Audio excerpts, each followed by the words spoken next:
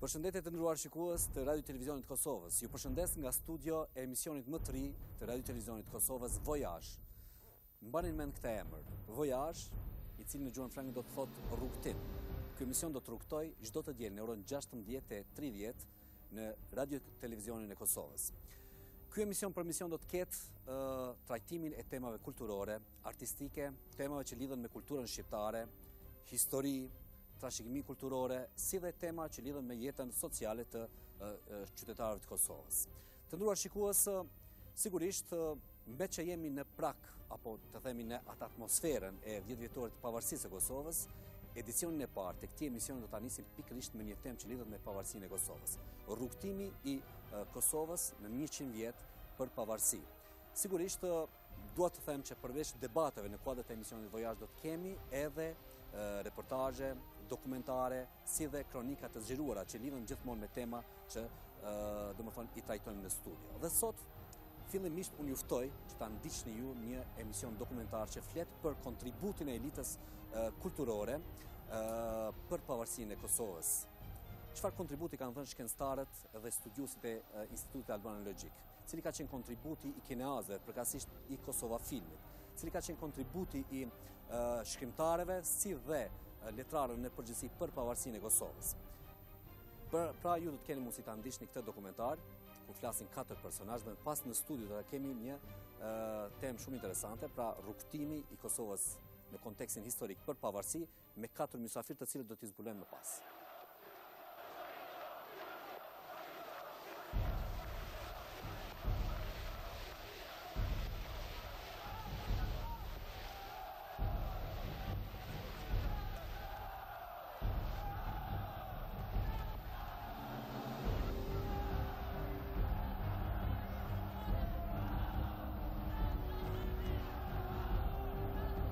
Me gjithë kushtet e vështira jetësore, shoqërore e politike, me gjithë hapësirën e ngushtuar të veprimit, elita kulturore e Kosovës ndër vite ka arritur të thyejë barrikadat e kohës, të sfidojë cenzurën politike dhe të japë kontributin në rrugën për pavarësi.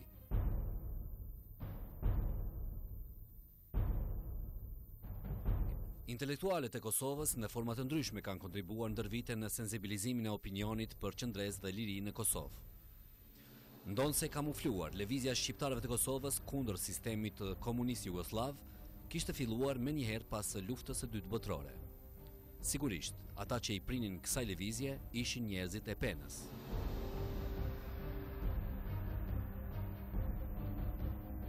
Njëri prej institucioneve kulturore që ka dhënë një kontribut të çmuar në ditët më të vështira për Kosovën është edhe Instituti Albanologjik i Kosovës. E para lëvizja për çlirimin e Kosovës nuk është lëvizje e re, domethënë është lëvizje që ka moshë. Edhe në qendër të vëmendjes të lëvizjes për çlirimin e Kosovës ka qenë krijimi i Universitetit Prishtinës dhe Institutit Albanologjik. Jo rastësisht. Siç e dimë, të gjitha proceset të viteve 60, 70, 80, 90 që kanë një kuptim dhe një domethënie për ecjen përpara të proceseve që kanë çuar Kosovën deri në ditën e sotme, lidhen me universitetin dhe institutin, lidhen me studentët.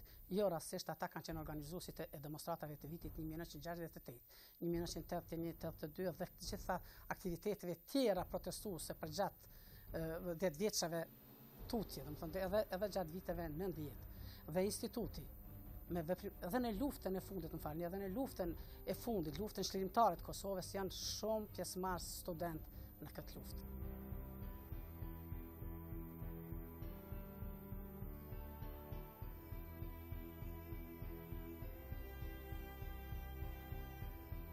Cili është ky kontribut i institutit? E para, me botimin e një numri të madh të veprave nga trashëgimia jonë historike, nga historia jonë e vjetër dhe historia jonë e re. Përmes aty në botimeve dhe përmes botimeve tjera që kanë pas në objektiv letërsinë, gjuhën, etnologjinë, etnografinë, trashëgimin gojore, idetë e pavarësisë dhe çlirimit që janë mbrojtur thellë në gjithë këtë trashëgimi tonë historike, me botimin e tyre, me studimin e kësaj lënde.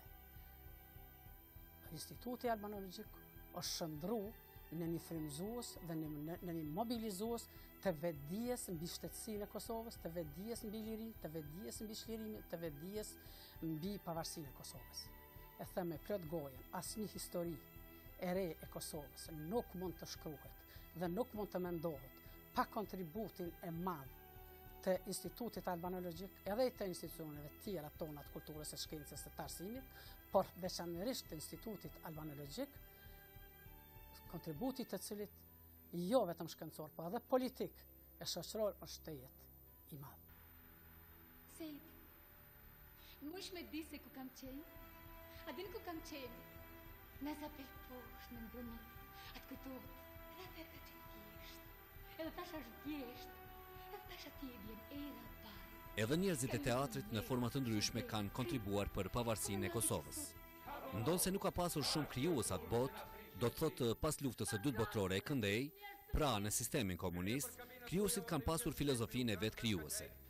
Në teatrin e atëhershëm krajnor, ishin niskenuar shfaqje me tema kryesisht politike, duke u munduar që të ikin censurës së ashpër që ekzistonte në sistemin komunist jugoslav. Duke nisur prej atyre se një seri shfaqjesh në punua dhe në podrum në kuptimin një skenë të vogël, po edhe në skenë të madhe, për shembull Trungu i Lirë i Agim Sopit, ka qenë diçka e madhërishme. S'po flas për tashti Agim Sopi ka qenë për atje. Unë kom qenë në një farë mënyrë, kom punu shfaqje në disa shfaqje ta qyeshtu në podrum, në skenën vogël, e kemi maratonë i madh me tekst të Skender Blakes dhe Naim Frasheri, e cila unë na lu Naim Frasheri, të luat për arsye se gjatë tan kohës e kishim parasysh prezantimin e një ideje të lirisë e cila mungonte fal një udhëheqësie e cila ishte në shërbim të një politike jugoslave, që neve na bëjnë jugoslav, na mund na kemi jetu në Jugoslavi, po kur nuk kem qenë slav, as me ide, as me ndjeshmërinë artistike, as me punën tonë. Kemi përpos asaj në para se të para 1978 kur është realizu këto shfaqje që i përmenda Trungu i Lirë apo Maratonë Maku i Madh i Skender Blakes apo Naim Frasheri gjithashtu apo Qeleshe Bardhet prej poezisë Kadares është ndërtu një metafor, shfaqje metafor.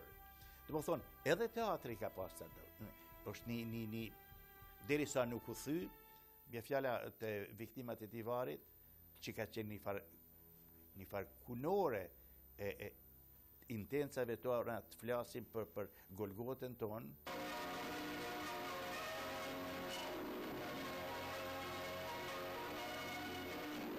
Shtëpia filmike e Kosova Film është njëri prej institucioneve i cili gjatë punës disa dekaqe të veprimtarisë, nëpërmjet projekteve filmike që ka realizuar ndër vite, ka krijuar një pavarësi të menduarit dhe të shprehurit artistik në Kosovë. Temat e filmave të prodhuar nga kjo shtëpi filmike kanë imponuar para botës të vërtetën për Kosovën dhe popullin e saj, dhe për identitetin kulturor të këtij populli. Duhet përmendur filmat Rojët e Mjegullës, Era dhe Lisi, Njeriu prej Dheut, Proka e Gjurmë të Bardha. Këta filma përmes temave që trajtonin kishin arritur të përcjellin mesazhe tek publiku dhe të ngrisin vetdijen kombëtare te populli i Kosovës. Kontributi i Kosova Filmit për pavarësinë e Kosovës nuk ka qenë i drejt për drejt, për arsye se ka qenë një kohë e shkuar, ta quaj ashtu, por krijuesit që kanë punuar në Kosova Film, duke nisur prej meje që kom qenë një ndër të parët që ka punu film, Besim Saçiu, Agim Sopi, Isa Qosja dhe tjertë që kanë ardhur më vonë, janë dashur t'i nënshtrohen cenzurës. Edhe si krijues, këto cenzura i kemi ikur sa është e mundur më tepër, dhe ka qenë një rebelim, një hije e rebelimit për arsye se shteti ka punu, ka pagu, që të bëhet reklam për shtetin.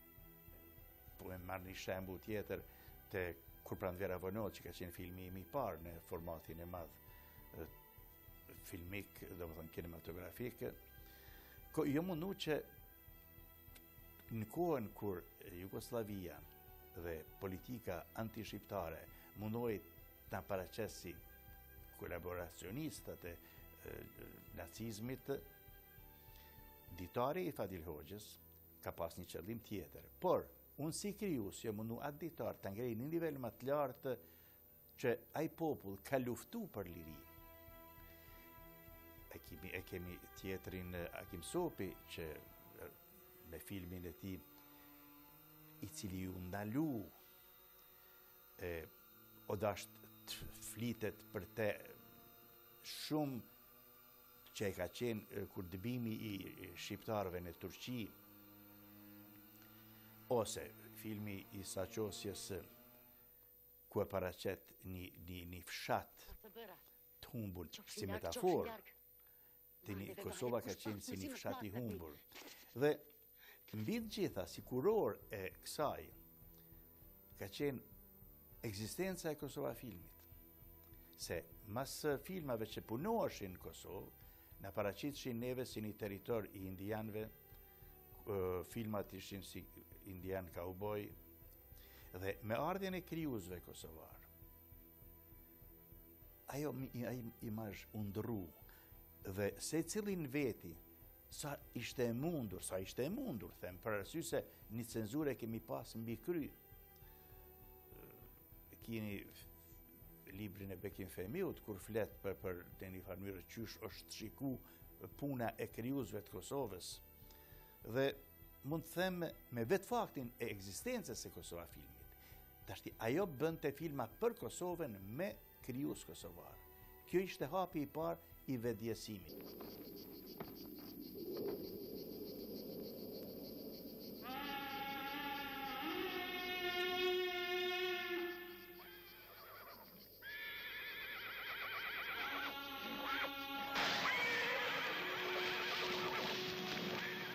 E kur jemi tek Kosova filmi, duhet të ndalemi tek filmi Rojët e Mjegullës, i cili ishte prodhuar në pjesën e dytë të viteve të 80-ta. Ky film, që trajton presionin e pushtetit mbi intelektualin shqiptar, ishte një zë i fuqishëm sidomos gjatë shfaqjes së tij në Festivalin e Pulës në Kroaci, kur edhe simbolikisht ishte dëgjuar edhe aroma e shpërbërjes së Jugosllavisë. Pas përfundimit të këtij festivali, disa gazetarë e kontestuan këtë projekt filmor duke gjetur në të konotacione dhe implikime të papranueshme politike. Druže Rajko, vi ste zbog ovog filma pre nekoliko vremena dali ostavku na funkciju predsjednika Udruženja filmskih stvaralaca Kosova. Koji su bili razlozi? Razlog moje ostavke je povampirivanje aveti prošlosti u ovom trenutku i pravljanje kakvih veštačkih parametara srpskoj tragediji na Kosovu, što smatram u najmanju ruku nečasnim, a što je po meni ostvario ovaj film.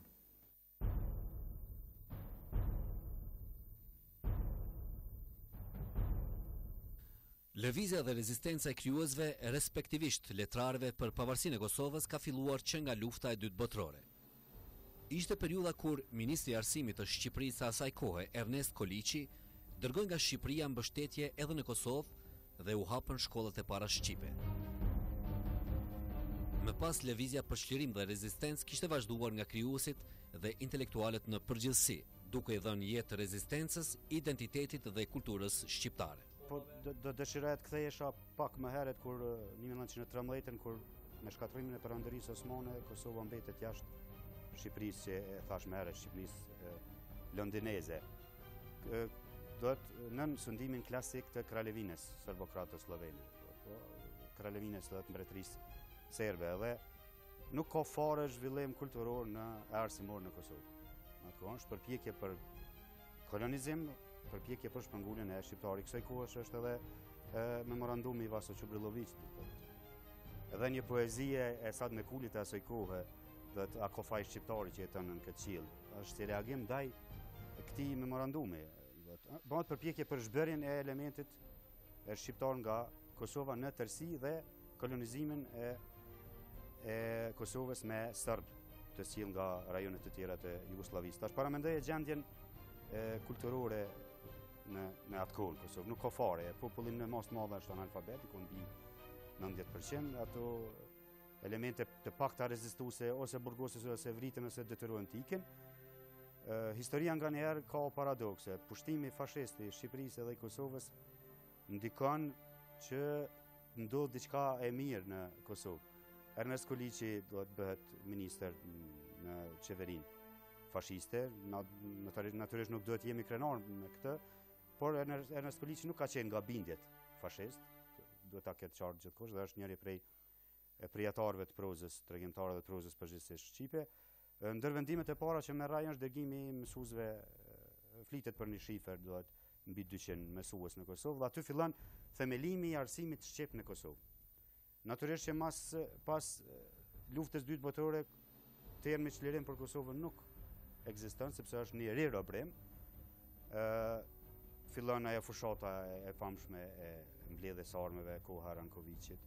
Mirë po me rënien e Rankovićit në 66-ën, në plenumin e Brioneve, nëse nuk e gaboj, shqiptarët fillojnë të fitojnë të drejtat nacionale, pastaj edhe politike e kulturore. Sa do të vogla, këto fillojnë të japin rezultate.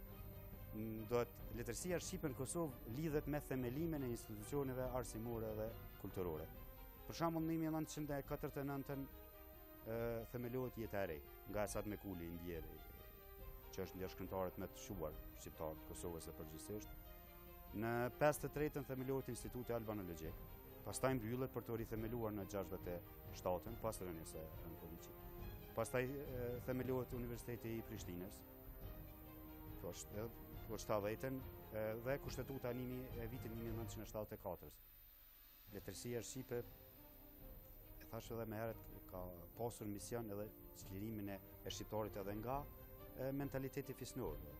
Nuk ka qenë qëllimi vetëm çlirimi nga sunduesi dhe robëria, slave, po edhe çlirimi nga mentaliteti fisnor, në cilin synonte ta mbante pushtuesi, sepse sa më fisnor tipi shqiptar aq më i robrueshëm. Pikërisht në këto rrethona shfaqet një emër i ri, Adem Demaçit, cilin e njohim gjithë natyrisht, dhe boton një roman Gjarpit e Gjakut në gegnisht, në gegnishtën e Kosovës. Ka të bëjë pikërisht me fenomenin e gjakmarrjes. Si t'ju them, mbasa edhe nuk e di as vetë si, e në që mënyrë, por unë kisha një profesor që është atëherë në Pesi, në Zans, në gjatë Begolin, i cili në të ditët e para pas çlirimit në rilindjen tonë, të cilën ne kishim vetëm në lektyrë, të themi në gjuhën shqipe, shkruan të ca shënime, informata në nënshkrimin Nelli. Shkriptar tjerë që do t'i kisha përmendur është Ramiz Kelmendi, për shembull, është një roman i tij Heshtja e armëve që ka të bëjë me emancipimin e gruas, sepse edhe kjo është e rëndësishme. Tjerë autor, madje edhe Anton Pashku, që për mua është në romanin e tij ultramodernist, nuk po e quaj as modernist as postmodernist, po ultramodernist.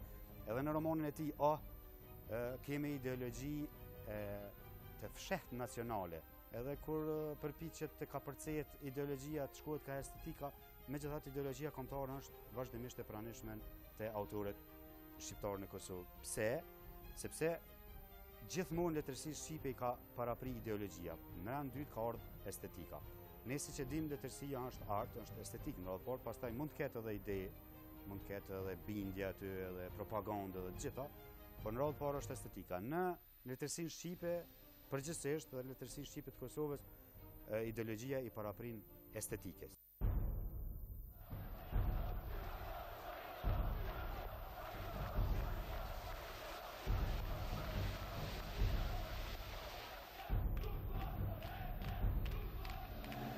Rrugëtimi i Kosovës për pavarësi ka qenë i vështirë dhe me shumë të panjohur. Për kontributin e elitës politike dhe kulturore të Kosovës për pavarësi, të cilët kanë jetuar dhe vepruar gjatë periudhës së sistemit komunist jugosllav, historiani Nuri Bexheti thotë se duhet debatuar për këtë çështje. Elita shqiptare në ish Jugosllavi për dekada me radhë ishte përqendruar dhe fokusuar në ato që quhet autonomi brenda Jugosllavisë. Milionet e ilustrojmë një shembull. E gjitha elitë kulturore temi, që ka dhënë një kontribut madh, nuk prodhoi pothuajse asnjë disident të rëndësishëm politik. Kontributi është i madh në rrafshin kulturor, në rrafshin shkencor, aq sa ka mund të krijojë brenda asaj hapësire. Por në rrafshin ideve politike, ajo vështirë se doli nga ajo që quhet autonomi brenda Jugosllavisë. Nuk prodhoi asnjë disident. Kush ishin atëherë disidentët nëse kishte të tillë? Ata ishin vetëm burra dhe gra që me bindje ishin të majta, por që kishin emigruar në Perëndim. Dhe që përpiqeshin që statusi politik i shqiptarëve të ndryshonte. Ata ishin emigrant politik kryesisht në vendet e Perëndimit. Një kategori tjetër, elitës, që ishin shumë më pak, ishin emigrantët që fati i tyre nuk kishte buzëqeshur në fund të luftës së dytë botërore dhe që kishin emigruar shumica përtej Atlantikut në Amerikë. Ishin fjala për ballistat që themi ne. Milion të kthehemi edhe një herë te lufta e dytë botërore. Qëndrimi i shkurtër italianëve, ajo që themi ne Italia fashiste, në Kosovë, la një gjurmë të pakundërshtueshme në rrafshin e emancipimit apo në ato që themi hapjen e shkollave shqipe. Futja e partizanëve në Kosovë në 44-45 i gjeti me një situatë të krijuar. Ata nuk mund të ofronin popullsisë shqiptare, shumicës Kosovës, më pak se kishin ofruar italianët në rrafshin kulturor. Ajo është hapja e shkollave shqipe në nivelin fillor sidomos. Këtë nuk mund, edhe kishin premtuar partizanët. Ishte e pashmangshme thonin se e kanë bërë gjë italianët, pse mos ta bëjmë edhe ne. Pra, lufta për shkollën shqipe, rrafshin kulturor, këmbgulësia e asaj elite të vogël, që kulmon me themelimin e Universitetit të Prishtinës, që bëhet i Kosovës ose që bëhet epicentër rrymeve politike, është kulmi i ideve politike si nasmeni. Por që nuk të kalon të cakun e autonomisë. Nëse krahasojmë me lëvizjen kombëtare shqiptare, ai gjithçka kërkonte, por jo më shkëput nga sultani. Elita e religjës kombëtare shqiptare deri te pavarësia. Në momentin e fundit, 3 muajt e fundit, përcaktuar për pavarësi. Elita kulturore në Kosovë, politike dhe kulturore kryesisht ka qenë brenda kërkesës autonomisë. Si mund të themi, numri i profesorëve, i shkencëtarëve të mëdhej, emrave që janë përplas me pushtetin për ide politike për Kosovën dhe Republikën është i vogël, do ta themi hapur. Por janë qindra dhe mijëra të tjerë student dhe jo student, burra dhe gra, të cilat mbështesin një ide të tillë, dhe që përfundon shumica në burgje ose në emigracion. Thënë shkurt, nëse ne shohim stenogramë e profesorëve që kanë diskutuar hapur dhe kanë mbrojtur kauzën e studentëve, është me gjyshtë. I gjithë fakulteti filozofik nuk i ka, i gjithë Universiteti i Prishtinës nuk i ka pas as 5 profesorë që kanë pas kurajo në forumet partijake të mbështesin kauzën për Kosovën dhe Republikën. Kjo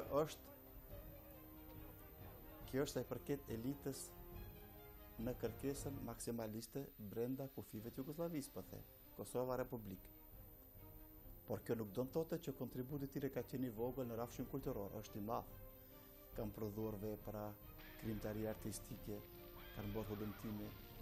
Maksimumin e ka dhënë brenda asaj hapësirës që është krijuar. Por në prizmën e historianit, dash mendimin tim mbase më të prerë apo më radikal, si thonë gjuhën komunikimit, që elita e etabluar në pushtetin e Kosovës nuk e pati kurajon për me bë përplasjen e drejt për drejt me strukturat e Jugosllavisë për ta procesuar kërkesën zyrtarisht që Kosova kërkon më bë republikë.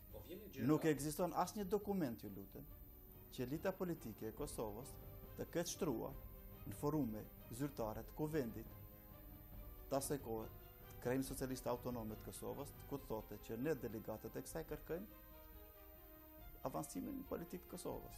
Kjo ka ndodhur, siç e dini, me dikurit vitit 1990. Aty ku Skënderbeu është në kalë sot të sheshi, në kamp, se ka qenë dyrë të mbyllat kuvendit. Për hir të vërtetës kështu do ta themi. Dhe përpara nuk është truar. Bile mban faj, elita politike e kohës, politike pa them, mban një pjesë të fajt se periuda 81, 89, 90 është një degradim edhe atyre të arriturave që ishin. Si cili përpiqet të shpëtonte lëkurën e vet. Dhe thonin, inshallah nuk më vjen radha mua në këtë forum partijak. Strukturave të partisë e shpëtojune çka do të bëhet me tjetrin. Këto janë fakte pak flas në bazë të stenogramut.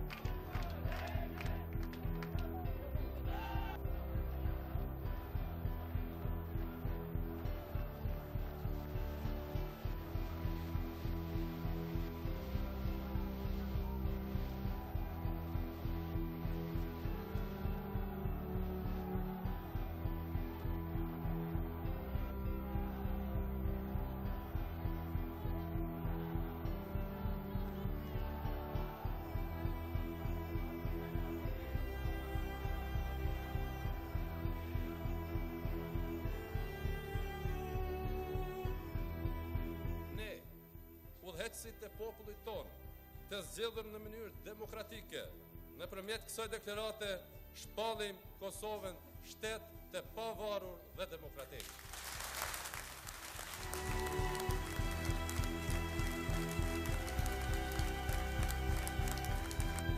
Ne shpallim Kosovën demokratike, laike dhe shumë etnike, dhe udhëhequr nga parimet e diskriminimit dhe mbrojtjes së barabartë sipas ligjit.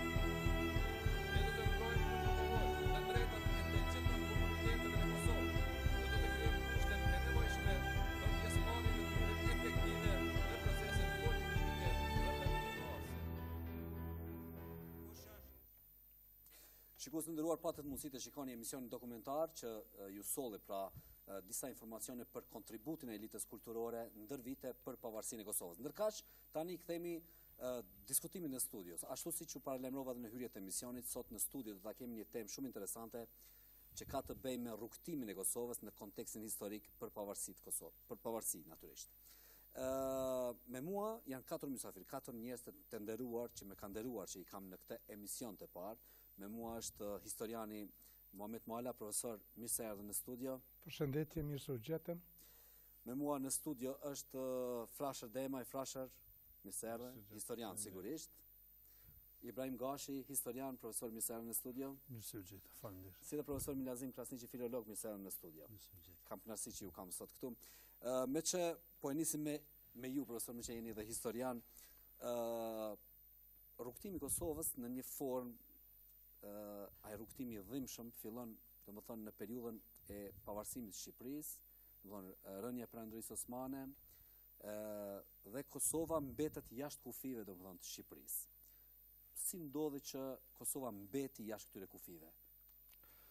Po sigurisht fati i Kosovës krahasu me regjione të tjera që ishin pjesë Perandorisë Osmane për një periudhë gjatë në Ballkan, ishte më i vështirë.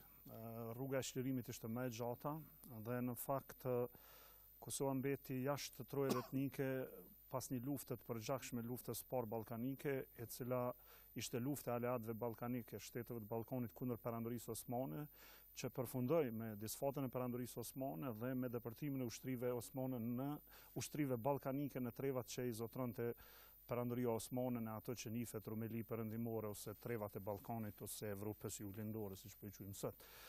Në këtë, domethënë, përpjekje të shteteve ballkanike u copëzua ajo tërësia etnike shqiptare në masë të madhe, siç e dim, domethënë sepse ushtrit ballkanike për një kohë të shkurtë përballë një fuqie jo shumë rezistente të ushtrisë osmane, arritën me depërtu në thellësitë e tokave shqiptare, si nga jugu, e kam fjalën për ushtritë greke, si nga lindja dhe veri ushtritë malazeze dhe sidomos ushtritë tri armatat serbe që e penetruan hapësirën etnike shqiptare dhe dolën madje në bregdetin e Adriatikut.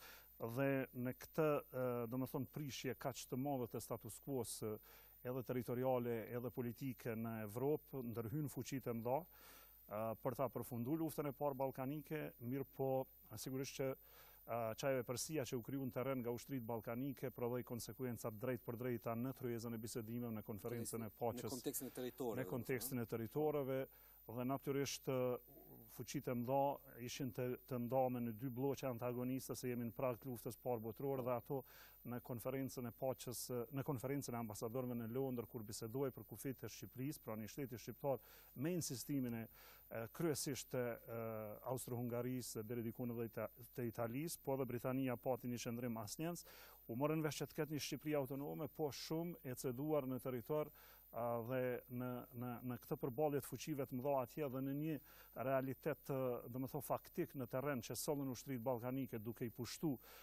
trevat që i mbanin ushtrit osmane, sollën një vendim tepër të padrejt, duke lënë parafërsisht rreth 50% të territoreve etnike shqiptare, pra i quajmë territore etnike, territoret e 4 vilajeteve shqiptare që deri në këtë kohë ishin kuadër të perandorisë osmane, dhe pothuaj në tërësi vilajeti i Kosovës, që ishte vilajeti edhe më i madh dhe më i organizuar, edhe vilajeti që ofroi rezistencën më të madhe, mbeti jashtë shtetit shqiptar. Pra, me vendimet e konferencës së ambasadorëve në Londër, me fundin e luftës parë ballkanike, u realizua vetëm pjesërisht, domethënë aspirata e shqiptarëve për çlirim nga sundimi osman dhe për krim të një shteti kombëtar. Pra kemi Shqipërinë e cila u shpall e pavarur me 28 mandor, po gjatë punimeve të konferencës gjatë vitit 1913 u caktuan edhe kufit e saj duke lënë Kosovën jashtë. Kjo është një pjesë, po një përshkrim shumë sipërfaqësor i një historie shumë dëdhimshme që i prodhoi konsekwencat 100 vjeçare për territoret që mbeten, që ngelen jashtë kufive të Shqipërisë pavarur që u kriju, të Shqipërisë autonome në mbikëqyrjen e fuqive të mëdha që u kriju në Londër, e që ne njohim në historiografi si Shqipëria londineze. Po, profesor, megjithatë, domethënë presioni ka qenë i madh, ushtrit ka qenë shumë të forta, domethënë ushtrit ballkanike, shqiptarët kanë qenë shumë dopt në kuptimin e organizimit ushtarak, dhe Kosova mbeti jashtë. Dhe këtu fillon ai rrugtimi, domethënë i dhimbshëm i Kosovës, i dhimbshëm në kuptimin në gjitha aspektet. Sa ka qenë i organizuar kjo shoqëni atëherë, domethënë, sa kemi qenë të organizuar ne për të bërë ballë gjithë këtij presioni, domethënë të shteteve të Ballkanit? Kjo është një pyetje e mirë, parasysh se dijet albanologjike kanë kriju narracione romantike lidhur me kryengritjen e 1912 edhe me pavarësinë e Shqipërisë. Kemi kriju narracione të cilat janë minimalisht pavërteta, por janë edhe falsifikime ordinere lidhur me kontributin e lëvizjes shqiptare në pavarësimin e Shqipërisë. Historiografia komuniste ka dashur që të krijojë një alibi për madhështinë e rreme që krijon te regjimi Enver Hoxhës, dhe pastaj përmes evokimit disa pikave të së kaluarës kanë kriju këto narracione për cilave na duhet të çlirohemi dhe të kthehemi dhe ta shikojmë përkatësisht ta dekonstruktojmë tregimin mbi të kaluarën përgjithësi, po edhe mbi këtë të kësaj periudhe. Problemi themelor është që ne ende nuk e kemi të qartë cila ka qenë shkolla e organizimit të lëvizjes kombëtare shqiptare. Fjala vjen mas komplotit, ashtu quhet komploti i taksimit, krejt shqiptar kthehen në vend, Ballkan, dhe fillon ajo që ne quajmë kryengritja shqiptare. Por kryengritja shqiptare në fakt ka qenë e pjesshme, sepse në jug Ismail Qemali ka dhënë urdhra të prera, edhe ato nën influencën me grekët, që të mos kishte kryengritje. Ndërsa në këndej, një pjesë e madhe e krerëve kanë qenë të lidhur me serbet dhe me Malin e Zi, dhe kjo nuk është diçka që na duhet me mshef, të cilët kanë marrë edhe armë edhe municione edhe praktikisht instrukcione të qarta lidhur me kryengritjen e 1911-1912. Qytetëve ballkanik u ka konvenu kryengritja e shqiptarëve për ta dobësuar ata vetveten dhe për ta dobësuar perandorinë osmane, dhe nën këtë pretekst pastaj në një moment në tikun shtator 1912 mbas një dërmimi të tmerrshëm që kanë përjetuar edhe shqiptarët edhe perandorinë osmane, fillon komploti ballkanik i shteteve Malit Zi, Serbisë, Bullgarisë dhe Greqisë kundër perandorisë osmane, dhe nën pretekstin e sulmit ndaj perandorisë osmane, në fakt ata çrrënjosin pothuajse idenë e shtetit shqiptar etnik dhe pothuajse bind para gjësimit kombit shqiptar. Simas historianit edhe demografit amerikan Justin McCarthy, në luftën ballkanike shqiptarët janë vrarë 27% e popullsisë në Kosovë dhe janë dëbu 35% e popullsisë shqiptare. Që i bjen 62% e popullsisë në fund të luftrave ka qenë de facto e çrënjosur, ose e vrarë, ose e dëbuar. Ky ka qenë një genocid. Dhe ende nuk e kemi shtru, si më thonë, një pyetje, cila ka qenë përgjegjësia e lëvizjes shqiptare, e krerëve shqiptarë.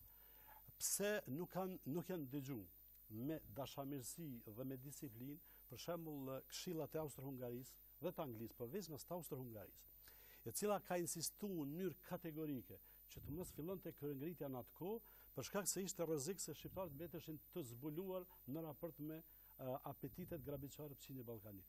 Prandaj në këtë aspekt unë besoj që në raste të tilla dhe të ngjarjeve në përgjithësi, ne nuk duhet të merremi vetëm me narracione romantike për qëllimet e mira, advetare dhe çlirimtare, por të shohim edhe cilat mjete janë përdorur dhe cilat kanë qenë rezultatet. Rezultatet e kësaj lëvizje kanë qenë katastrofale, sepse është krijuar një Shqipëri uloke, gjysmake, invalide, dhe e cila është krijuar po ashtu në sponsorizimin absolut të Austro-Hungarisë dhe Italisë dhe jo si produkt i fuqisë vetë shqiptarëve.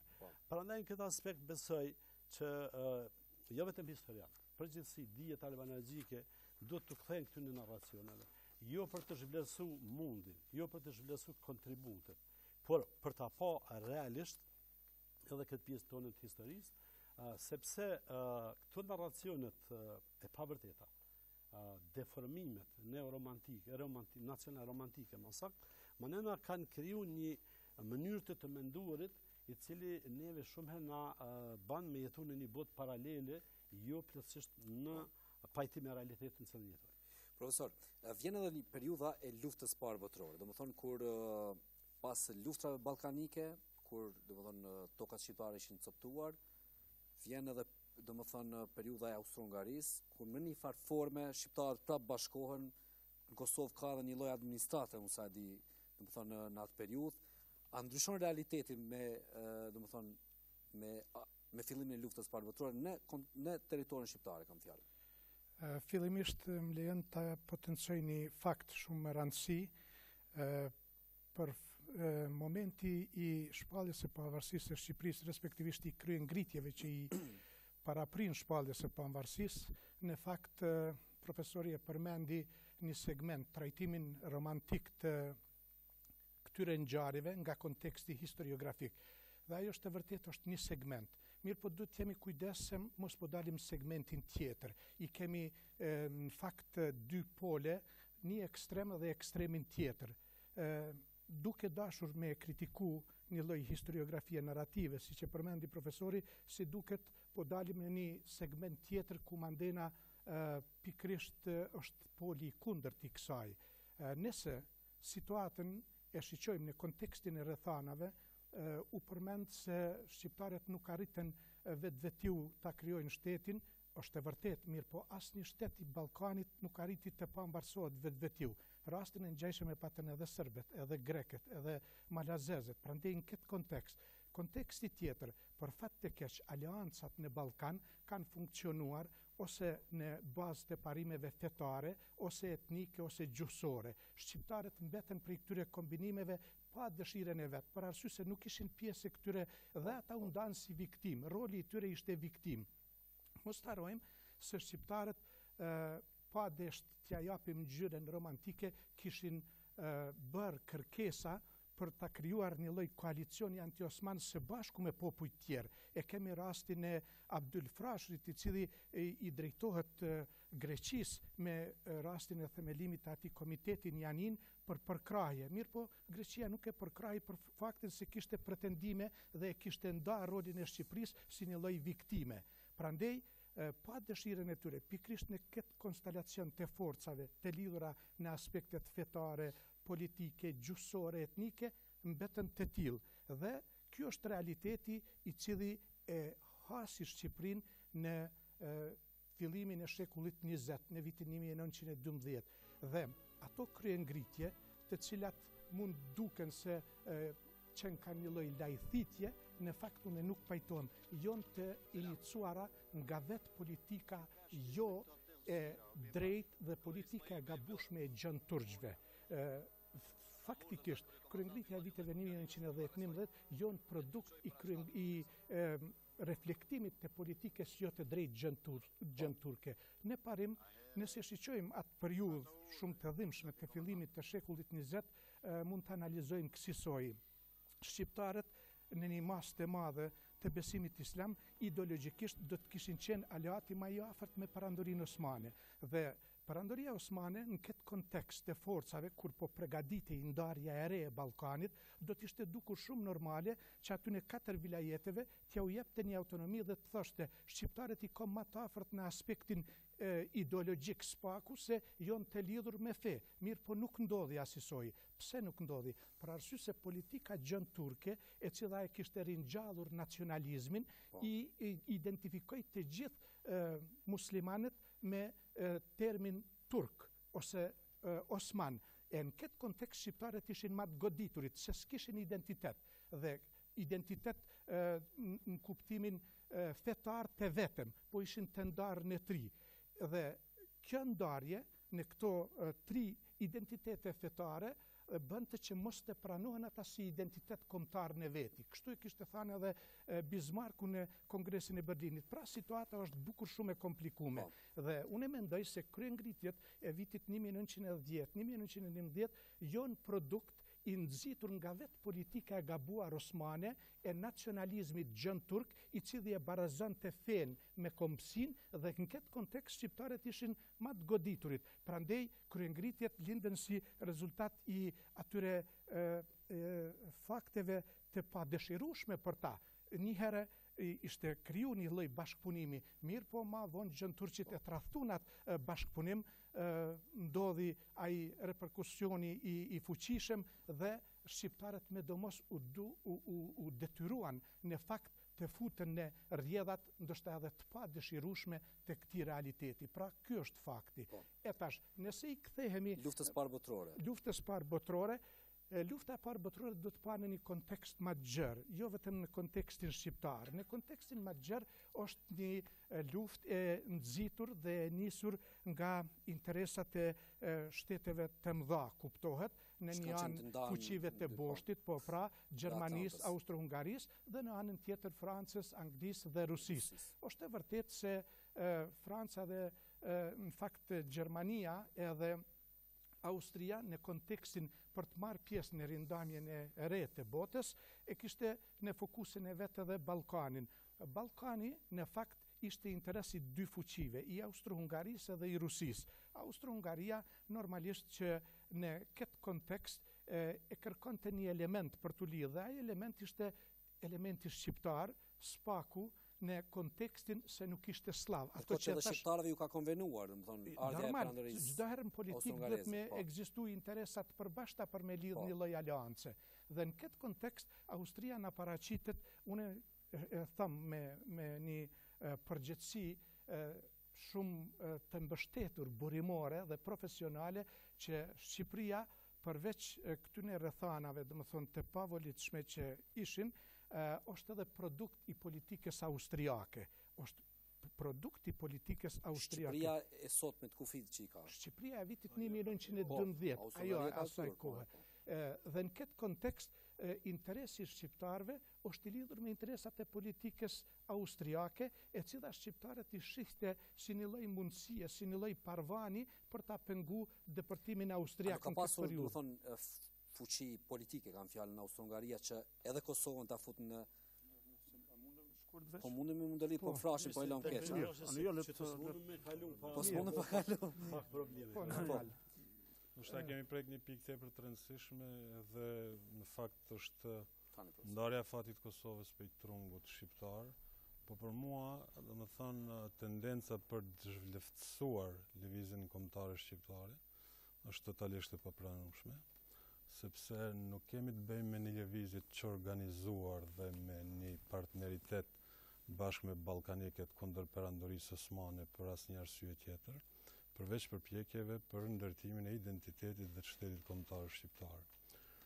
Kjo nuk shihet vetëm te kryengritja e vitit 1910, 11 dhe 12, por ekziston edhe përpara që nga Kongresi i Manastirit. Dhe domethënë në Kongresin e Manastirit, pavarësisht se u morën vendime që kishin të bënin me aspekte kulturore dhe arsimore, megjithatë janë vendime shumë të rëndësishme sepse shqiptarët u përcaktuan edhe në kuptimin kulturor gjuhësor dhe në kuptime tjera ta ndanin fatin e tyre nga perandoria osmane. Sado që u miratuan të përdorin dy alfabete, por me kalimin e kohës, domethënë alfabeti me shkronja arabe osmane doli nga përdorimi dhe u përqafua alfabeti me shkronja latine, sepse shqiptarët praktikisht ishin evropian dhe asgjë si lidhte me përveç të qenit pushtuar një kohë gjatë me perandorinë osmane as me popujt e lindjes.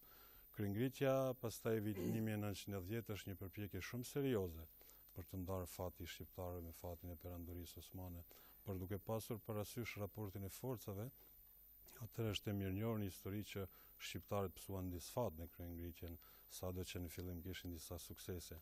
Në qoftë se shohim nga këndveshtrimi nga qasja e perandorisë osmane ndaj shqiptarëve, u ndërmarrën mase jashtëzakonisht rënda represive, sidomos në Karadak, ku shqiptarët u torturuan, madje u ngulitën edhe në përhunj.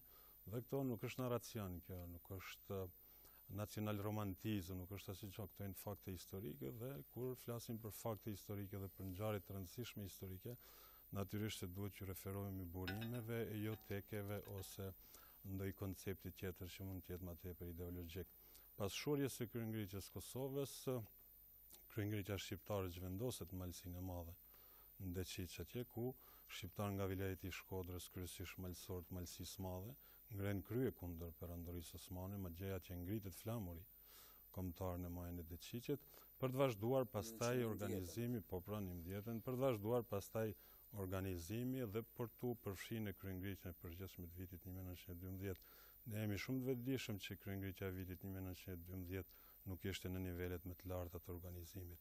Gjithashtu jemi të vetëdijshëm që shoqëria shqiptare aso kohë nuk kishte shumë personalitete që merrin vesh nga politika dhe diplomacia, por ishte pikërisht Ismail Qemali, ishte Hasan Prishtina, do thonë si njerëzit kryesor që kishin qenë edhe deputet parlamentit Stambollit, që kishin hequr dorë nga privilegjet dhe që po drejtonin paktën politikisht, mund të themi lëvizjen kombëtare shqiptare, të përkrahur, sepse kur duam të flasim për raportet e shqiptarëve me fuqitë e mëdha, edhe për përkrahjen që u kanë dhënë fuqitë e mëdha, atëherë duhet t'i lexojmë me kujdes raportet e konsujve edhe të ambasadorëve, sepse janë raporte të përditshme e tjera, dhe në këtë kuptim Austro-Hungaria, Italia, deri diku edhe Britania e Madhe, qëndrim kundër ka patën vetëm Rusia, Gjermania është i çik më e tërhequr, Franca gjithashtu, por që ka një nxitje, por që ka një nxitje, shikoni se unë jam marrë me studime rreth Britanisë Madhe, dhe nuk është bashkë ashtu që është mendojnë njerëzit, sepse unë kam gjetë vetë dokumente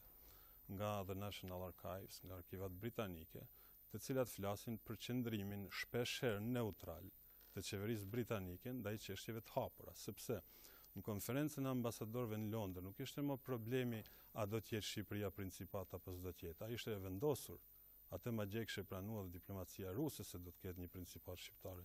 Problemi më i madh ishte kufit në cilët do të ekzistonte ky shtet shqiptar. Dhe përplasjet më të mëdha në konferencën e ambasadorëve në Londër janë në mes të diplomatëve austro-hungarez dhe të diplomatëve rus. Sepse diplomacia ruse mbronte me fanatizëm interesat malazeze dhe serbe. Shpeshherë njerëzit mendojnë që në këtë periudhë më tepër që diplomacia ruse ka mbrojtur serb, më tepër ka qenë angazhuar për interesat malazeze, sepse fuqishëm mbron idenë që malazezët duhet shtriheshin edhe ta merrnin Shkodrën.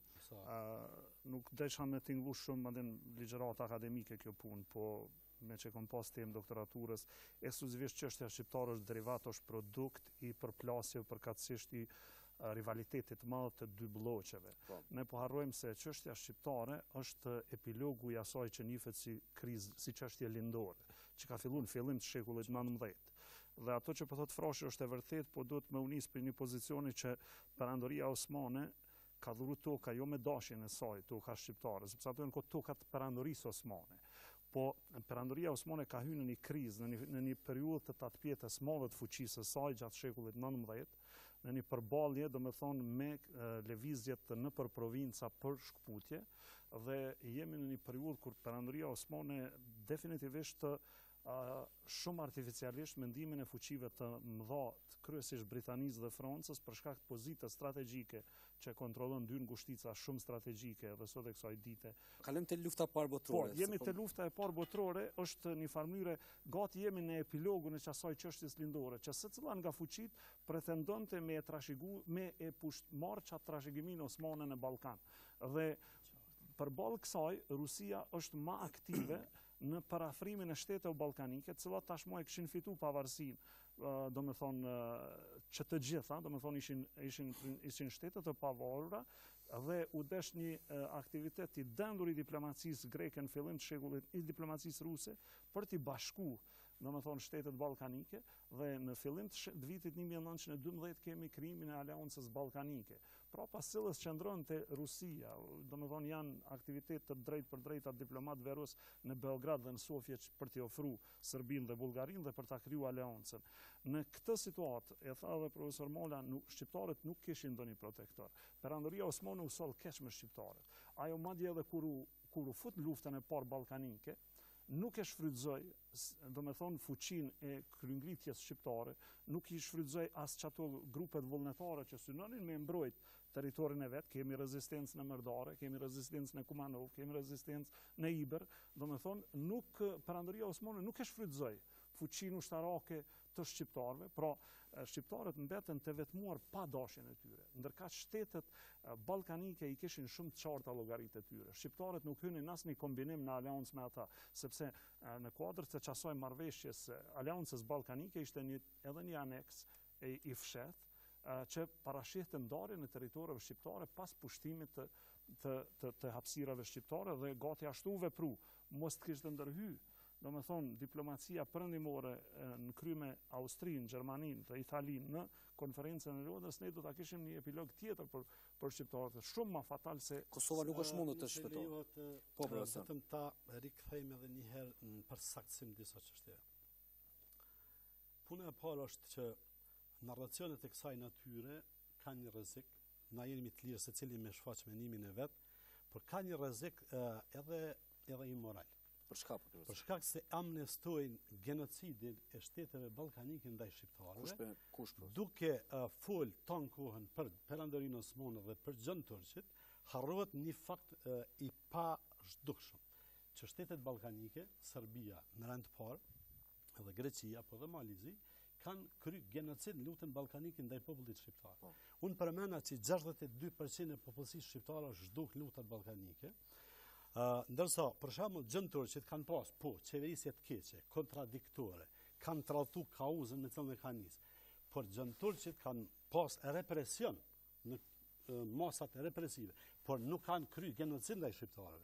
Dhe kjo duhet të thuhet që është fakt. E dyta, një gjë që është po ashtu e vërtet, Perandoria Osmane bashkë me shqiptar ka qenë viktime agresionit të komplotit ballkanik, dhe nuk ka qenë në gjendje të mbrojë, si më thonë, as veten e saj.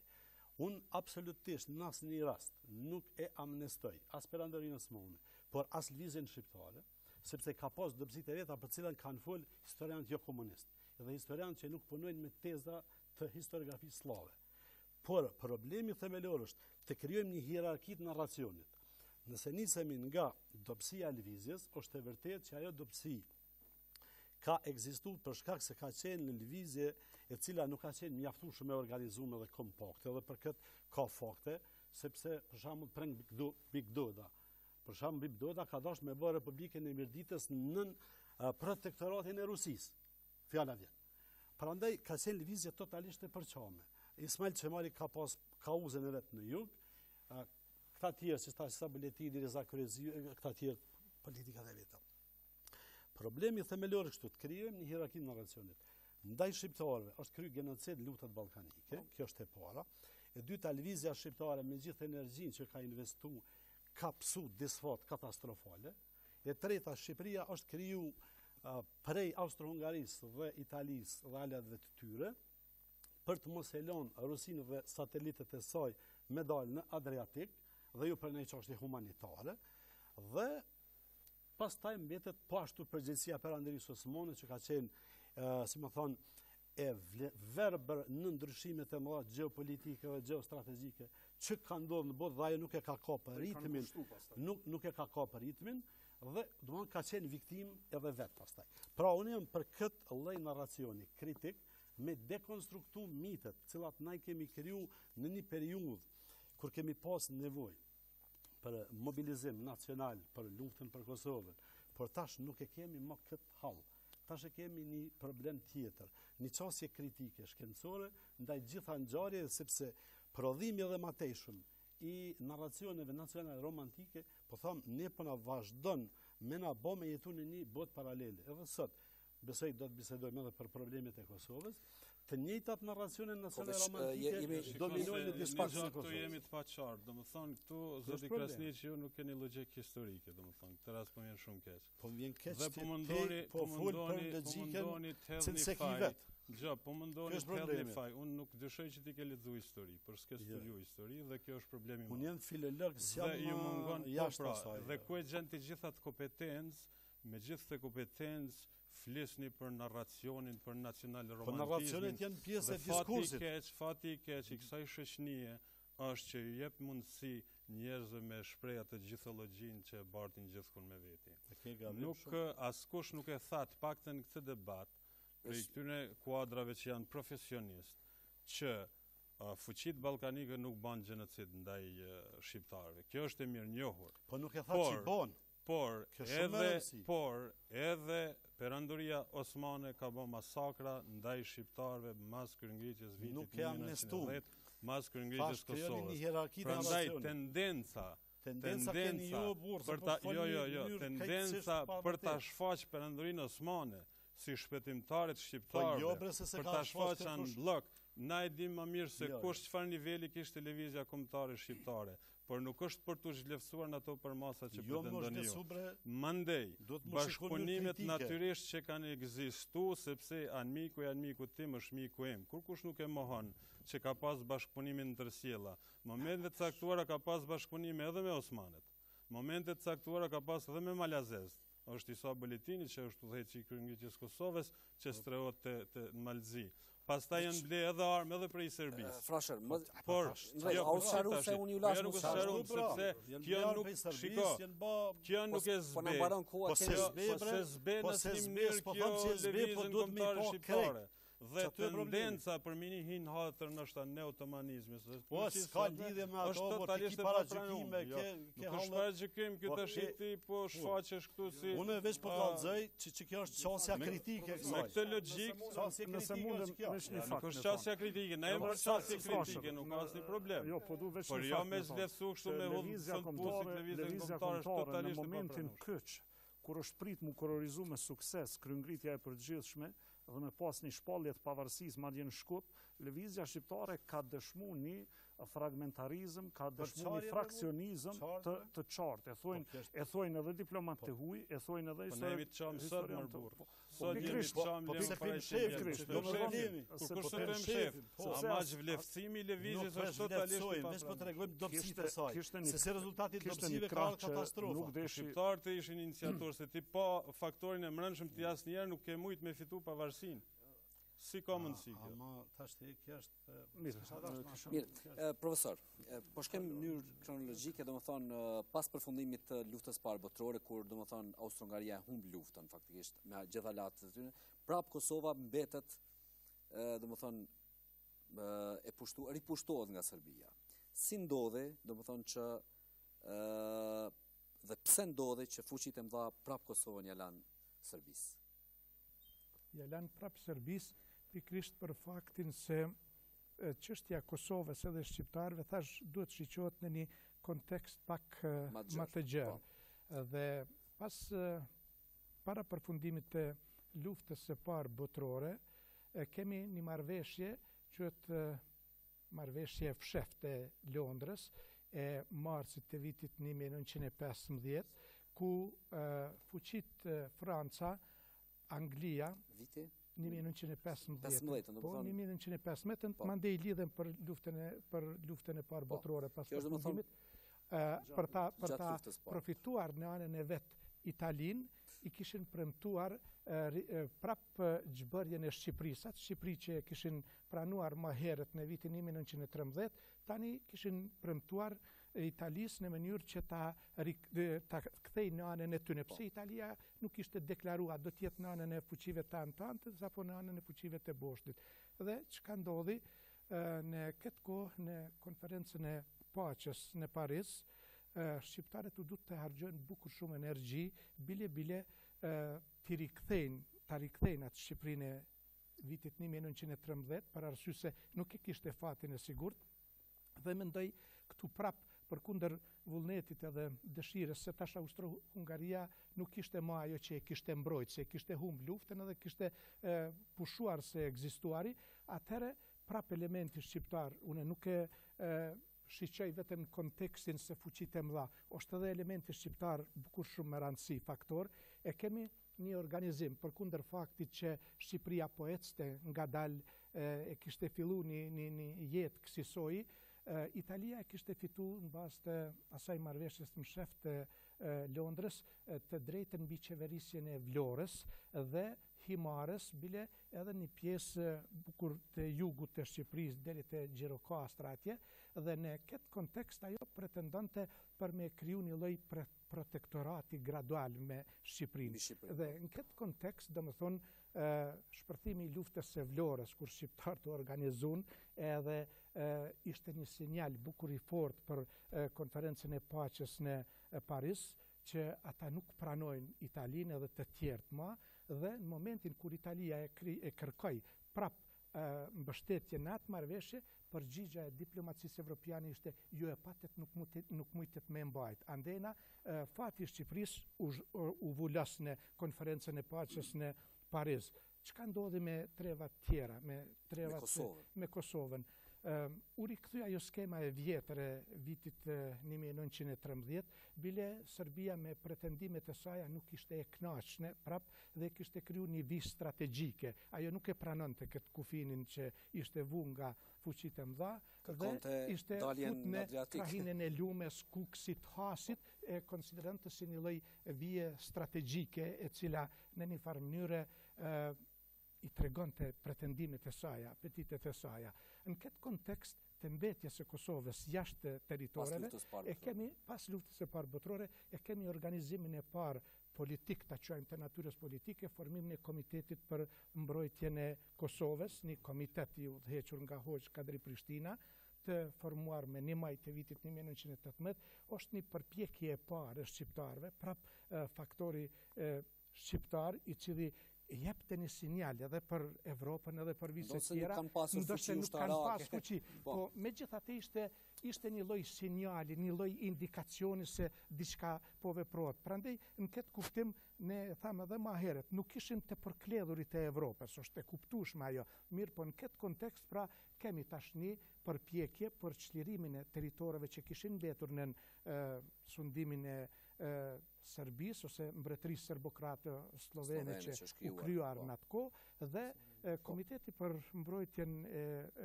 Kosovës ishte një komitet i cili përbën një përpjekje të parë politike, një organizim politik. Unë kështu ndoshta e shoh tash në vin vertikalen historike ato. Megjithatë nuk kanë mundur të bëjnë ndonjë gjë të madhe për shkak nuk kanë mundur edhe fuqisë politike dhe ushtarake të Serbisë që ka pas atë kohë. Profesor? Normal thonë një konstatim që domethënë fati në shqiptarë nuk do të me pa të determinum ma shumë nga faktori vendor, ma pak nga ndërkombëtar. Mendoj që duhet me analizu mirë se të dy faktorët janë shumë determinues për zhvillimet përkatësisht për një farë e determinuajnë ato që ka ndodhë pikërisht se bashkë veprojnë. Dhe kur këta dy faktorë një farë mënyrë e koordinohen dhe janë në një linjë, konsekuencat janë pozitive për shqiptarët. Fillimi konferencës paqes Parisit dhe trajtimi çështjes shqiptare atje paraqiste rrezik të madh për shqiptarët. Gati rreziku ishte si 1913. Por tash, domethënë, Shqipëria ishte shumë pezur. Madje Britania, Franca për të kënaqur Italinë, për të kënaqur Greqinë, për të kënaqur Jugosllavinë, që tash u kriju si shtet, domethënë nën një farë mënyre mbështetjen e drejtë për drejtë Francës, u kriju një farë marionete e Francës në Ballkan, për të kënaqur aspiratat e këtyre tre shteteve që i kishin mbi Shqipërinë, e tha profesori Italizvi që kishte premtuar më herët, ata e kishin domethënë përkufizuar në konferencë çështjen shqiptare në kuadër të një çështje të njohur si çështja e Adriatikut. Domethënë ku fuqitë e mëdha ishin pajtuar në fakt që mund të kishte një Shqipëri të vogël ose të mos kishte fare, po më rëndësishte që të kënaqej Greqia në jug si një, domethënë, shtet eksponent i Britanisë Madhe në atë pjesë, të kënaqej Italia për shkak se kishte qenë aleat dhe të kënaqej mbretëria serbo-kroate slovene. Përballë këtij rreziku kaq të madh, shqiptarët sigurisht që vepruan sepse tash domethënë kishin përjetuar pak edhe pasje në një shteti dhe ishin më të organizuar politikisht, sado që në konferencë prapë treguan, domethënë, shkuan 3 delegacione shqiptare atje, prapë treguam një fraksionarizëm kogja të theksuar.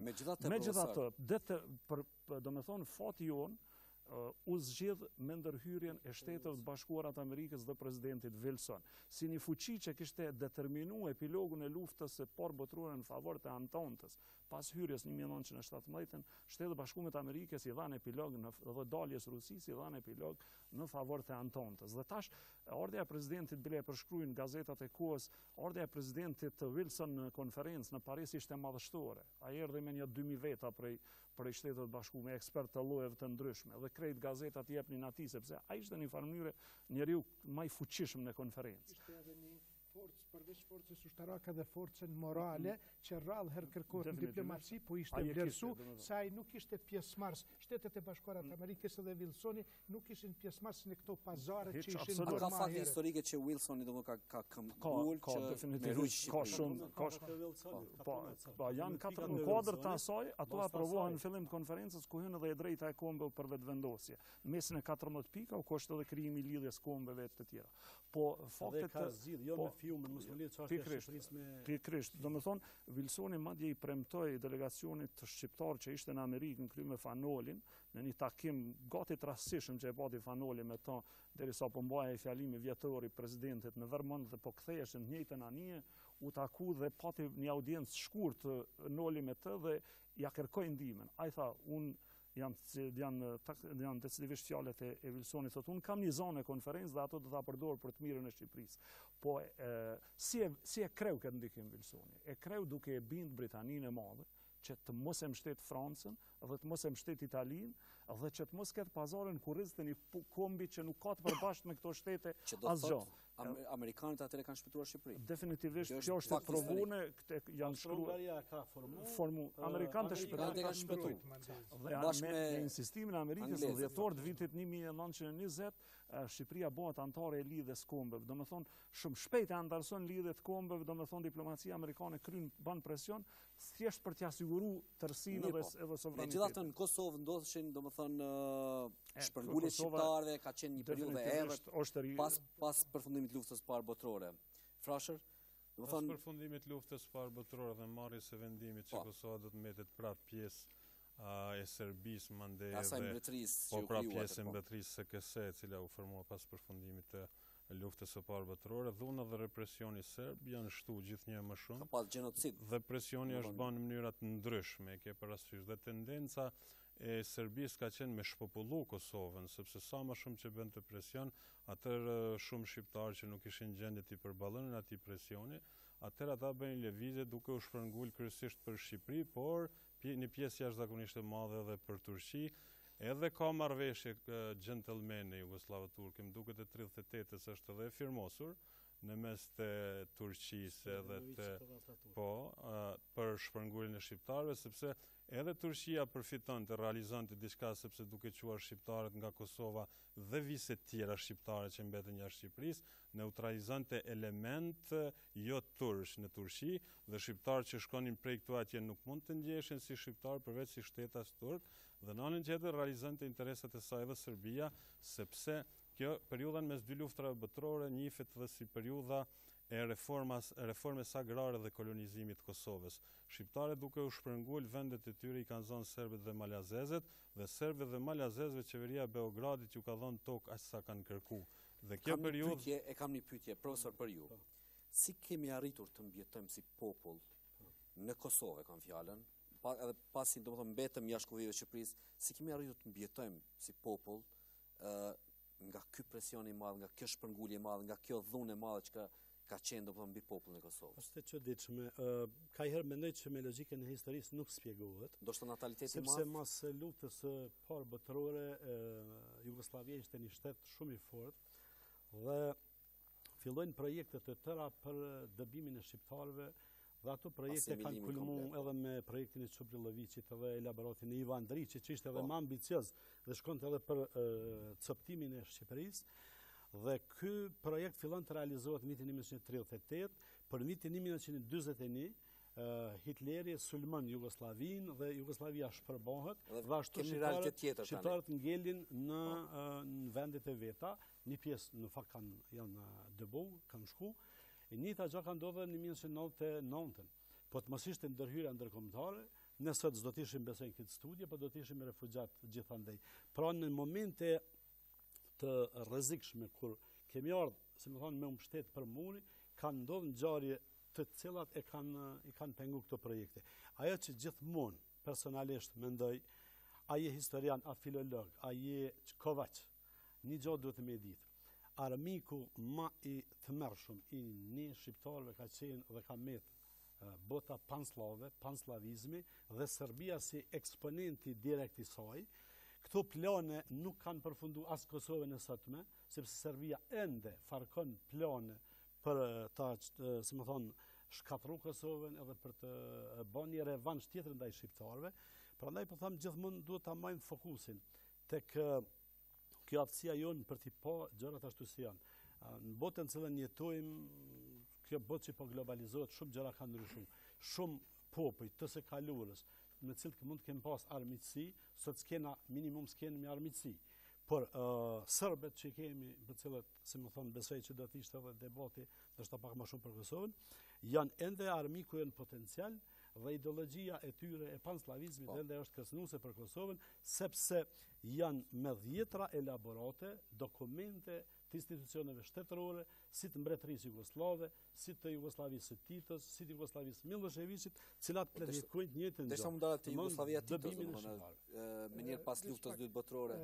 Ndoshta edhe një plotësim ka shpjegim historik edhe për mbijetesën e shqiptarëve në atë periudhë. Unë thash periudhën ndërmjet dy luftrave botërore. Dy luftrave që ishte një periudhë, po kuptohemi, shumë e errët, shumë e vështirë, shumë e rrezikshme.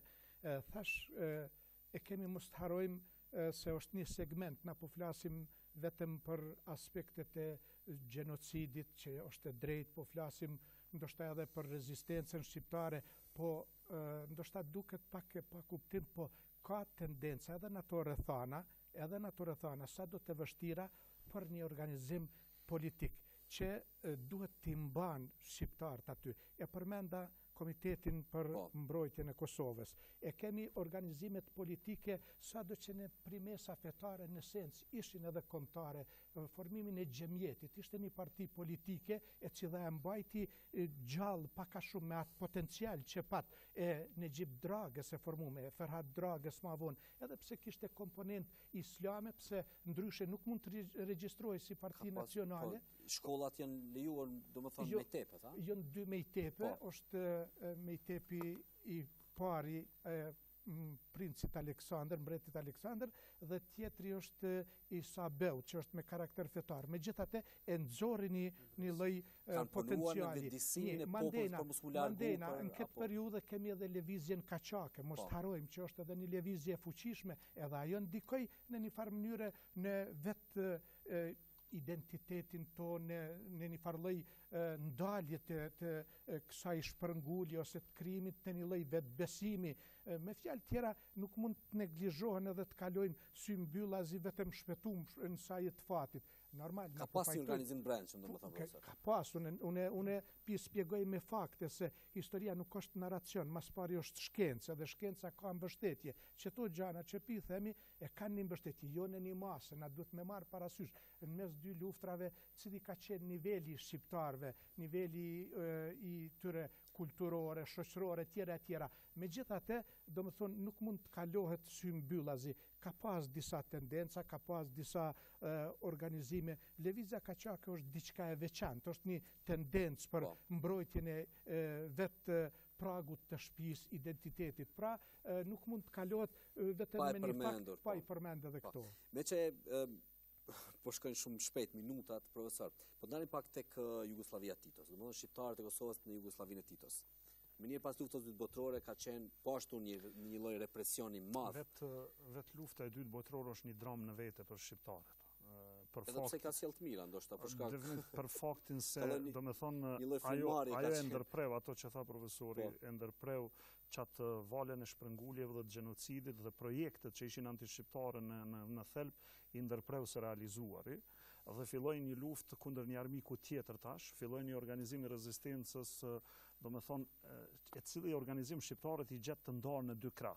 Që është e vërteta fillimi luftës dhe solli në Kosovë, që po flasim për Kosovën, solli kryesisht dominimin e italianëve. Domethënë Kosova u përfshi në zonën italiane, shumica e tërësisë së saj, domethënë dhe Italia ndoqi një farë programi, ndoqi një farë thjesht taktike, domethënë që u soll si çlirimtare, tha se i bashkoi trevat shqiptare në kuadër të një Shqipërie etnike, nën administrimin e Italisë dhe shqiptarët, një pjesë e madhe shqiptarë fillun me besu në këtë kauzë dhe në një farë mënyre tek ma vonë, domethënë pas kapitullimit të Italisë, e panë që u gjetën një farë mënyre të mashtruar se nuk ishte çlirimi i vërtet ajo, dhe fillun me u organizu edhe në këtë krahun e rezistencës partizane antifashiste. Po një pjesë e lëvizjes së rezistencës në fillim e ballit kombëtar paksa, domethënë ra në ndikimin e Italisë, derisa e pa që nuk është e vërtet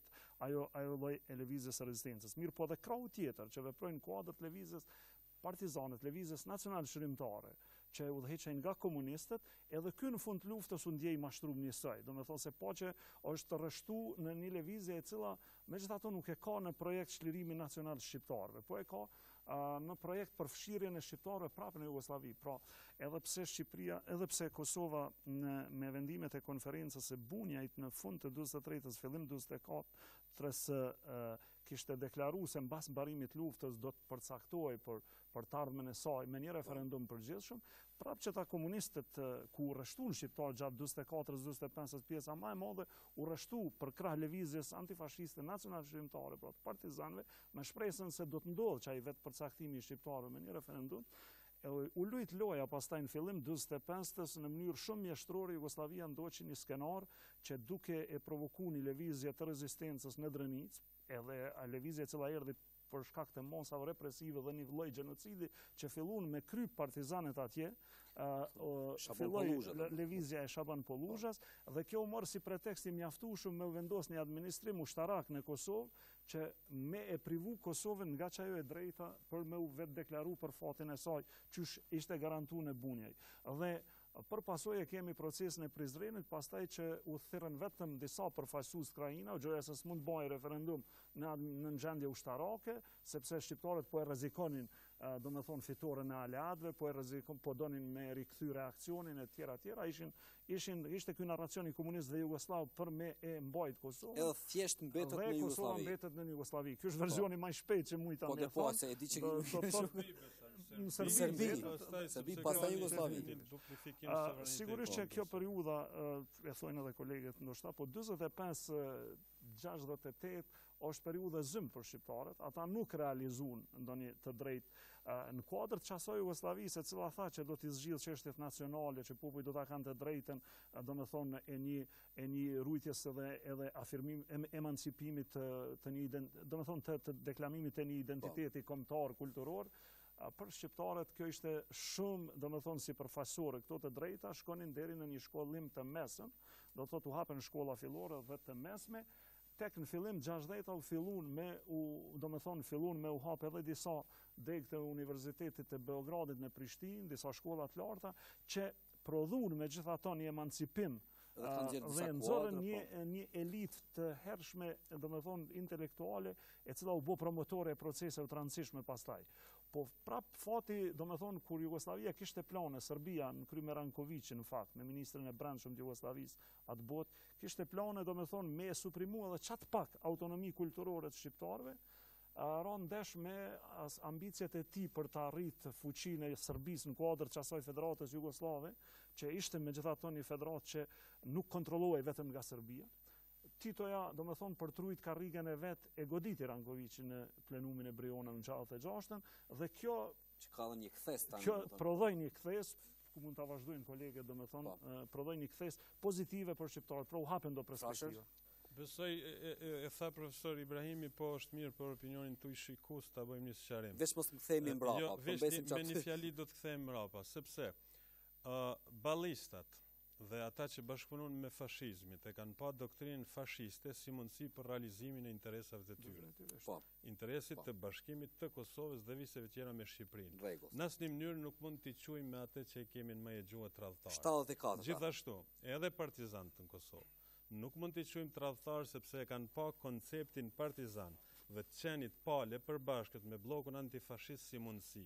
Dhe si rezultat i kësaj, këtij mendumi, është sanksionu konferenca e Bujanit e sigurisht. Dhe tash për të ardhur e 56-a ishte shumë e vështirë për shqiptarët, sepse tendenca e Serbisë vazhdoi se çurja e shqiptarëve dhe masakra e Tivarit ishte një tendencë serbe për t'i qarmatos dhe për t'i vrarë ata njerëz potencialisht mundshëm që mund ta luftonin Serbinë. Pastaj aksioni i mbledhjes së armëve ishte ekskluzivisht një veprim kundër shqiptarëve. U rranë shqiptarët, u torturuan, u mblodhen armët, u detyruan që të largoheshin e tjerë.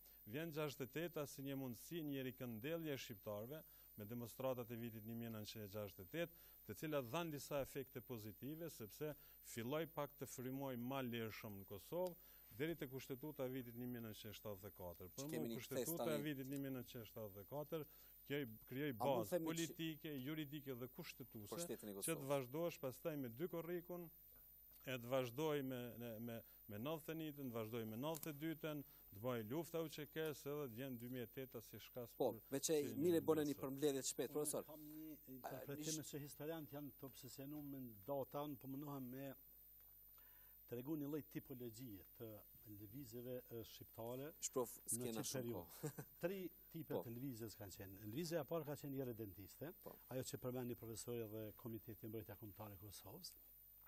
Dhe kjo ka vazhduar deri në vitet 50 deri te Adem Demaçi. Mane vjen një periudhë e aty në lëvizje që një lëvizje integriste, që kërkonin një Republikë Kosovës në Jugosllavi dhe këtu kanë hyrë edhe lëvizja 68-s, 81-s, 88-s, dhe pastaj vjen lëvizja independentiste, ose lëvizja pavarësisë, që fillon në vitin 1990 dhe rezulton pastaj me deri me pavarësimin e Kosovës. Domethënë këto 3 tipe të lëvizjeve ideologjike kanë qenë karakteristike. Profesor, do të më flasësh për me që i kemi 2-3 minutat e fundit. E di që kemi shumë gjëra për të thënë, por në fund kemi ardhur te bombardimet e NATO-s dhe çlirimi i Kosovës. A është ky një rezultat, domethënë, edhe një kthim, unë do të kisha thënë edhe një kthim borxhi për shqiptarët nga fuqitë e mëdha që Kosovën t'ju kthejnë shqiptarët? Mund të kuptohet edhe asisoj, mirë po çështja e shqiptarëve në Jugosllavi vishta përmbledhi, është kësisoj luftat në Ballkan ishin lufta për territore. Për fat keq të shteteve slave në radhë të parë të Serbisë, territore të erdhen edhe me popullat. Prandaj çështja e shqiptarëve në Jugosllavi është, ta themi figurativisht, një lloj kafshate e madhe që Serbia dhe Jugosllavia asnjëherë nuk mund ta përtyp. Dhe në fund erdhi viti 1999 kur u detyru ta rikthej. Mos krijojmë iluzione se ndoshta pozicioni ishte më i mirë. Në fakt ishte më i mirë, po ideja ishte e njëjtë edhe në kohën e Jugosllavisë Titos, edhe në secilën periudhë. Mos të harrojmë, partizanët dhe komunistët erdhen me një ide të bashkimvllazërimit, të interesave të barabarta, etj. E kemi një marrëveshje prapë që vazhdon ajo që ishte filluar në 1938 edhe në kohën e Titos, 1953 për shpërnguljen e shqiptarëve. Domethënë, ishte luftë për territore, çka me bë me atë popullat. Populata shqiptare ishte një lloj kafshate që su përtyp asnjëherë. Bile Titoja si diplomat që ishte, mendoj se çështjen shqiptare e përdorte si një lloj balansi në raportin mes dy forcave kryesore që ishin në Jugosllavinë atëhershme kroatëve edhe serbëve. Tendenca e Rankovićit për të forcuar dhe për ta forcuar nacionalizmin serb pikrisht e lindi mandej atë kushtetutën e 74-ës, kongresin e Brioneve, e madhun kushtetutën e 74-ës që e krijoi një lloj balansi për një lloj balansi kundër balansi. Shqiptarëve jepen të gjitha drejtave, vetëm në Republikë nuk ja kanë dhënë. Vetëm në Republikë nuk i japej, por ishte një lloj ishte një lloj balansi me shiqur në kontekstin e vdekja e Titos e riktheu prap atë nacionalizmin serb. Ata mendonin, mbështetur në idetë e tyre shovene, se ata e kishin të drejtën e kishin kriju Jugosllavinë dhe ata duhet edhe ta marrin pjesën më të madhe nëse shkatërrohet Jugosllavia. Në këtë kontekst ndodhen edhe ato luftrat e përgjakshme të viteve 90 dhe çështja e Kosovës dhe e NATO-s është vazhdimi asaj politike të shkatrimit të Jugosllavisë, e cila para se të shkatërrohet nga jashtë, u shkatru së pari nga brenda. Çështja e Kosovës në procesin e shpërbërjes Jugosllavisë, mendoj që doli mjaft e artikuluar, sepse Kosova juridikisht i kishte pengesat e veta. Ne gjithmonë jemi të prirur me thonë që ne ishim njësi dhe ishim ashtu konstituive e Federatës Jugoslave, ishim element konstituiv me drejt barabart në Federatë, mirë, po nuk e kishim të drejtën e shkputjes që e kishin republikat tjera. Dhe këtë nuk na njohu Komisioni Badinterit në procesin e shpërbërjes Jugosllavisë, ju dha të drejt shkputje e 6 republika, por jo edhe 2 krajina. Dhe kjo çështja e Kosovës nuk e ka çat trajektore të zhvillimit që e kanë republika tjera. Dhe Serbia në një farë mënyrë, derisa s'na u laje drejta për shkputje, në një farë mënyrë kjo në kupton si u laje drejta e Serbisë për pushtim të Kosovës. Dhe këtu lëvizja jonë për herë të parë u shkput nga çdo skenar dhe nga çdo platformë tjetër e mbetjes në Jugosllavi e bashkimit, ndoqi rrugën independiste, që ato që domethënë të pavarësisë. Dhe unë që të procesin prej 90 e kam shkruar madje edhe një libër prej 90-s, 90 deri te 2008 e shoh se lëvizja jonë kombëtare për krijimin e shtetit Kosovës ka kaluar për 3 etapa. Etapa e parë është ajo lëvizja e krijimit të një shteti fiktiv, në hije, paralel, si dush quaje, po që ka ndikuar me u kriju ideja e shtetit. Po vetëm ideja s'mjafton në asnjë projekt. Ajo jetë ide në letër, dhe është periudha e luftës çlirimtare bashkë me mbështetjen e NATO-s, pra të faktorit ushtarak ndërkombëtar, që ajo ide me u materializu, me i dha shpirt asaj ideje, që përbën fazën e dytë sipas meje. Dhe faza e tretë është periudha e administrimit ndërkombëtar 2000-2008, që me krejt defektet neve na ka ndihmu me i kriju ato strukturën e parë të shtetit, themelet e shtetit. Dhe pavarësia, domethënë, është një proces që ka kaluar në përshto 3 etapa, që unë i shoh si 3 hallka, si zinxhir, që secila hallkë njëra pa tjetrën nuk do ta prodhonte ndoshta çet realitet që kemi na sot. Dhe fundi është shpallja e pavarësisë. Shpallja e pavarësisë. Ne kam menduar që na ke thirrur me bisedu për pavarësinë e Kosovës të vjetorin e saj. Seriozisht. Po erdhën të vjetorë. Kena shtinë në sherrë burr me ato narracione. Po sherrat janë të mira në debat o profesor. Duhet më na shikuar. Faleminderit shumë. E di që keni shumë për të thënë, po kështu që tash e kemi emisionin VOYAGE ku ju do të jeni her pas herë të ftuar dhe do jepni mendime ndryshme për tema të ndryshme. Faleminderit shumë. Ishte kënaqësi që ju pata në studio. Edhe urime dhe jetëtorit pavarësisë. Të nderuar shikues, faleminderit ju që na ndoqët. Duhet falenderoj në fund edhe krejt edhe teatrin Faruk Begolli këtu në Universitetin e AB, ku edhe po realizojmë këtë emision. Ne shihemi të dielën tjetër në orën 16:30 në Radio Televizion e Kosovës. Mirëmbëngjes.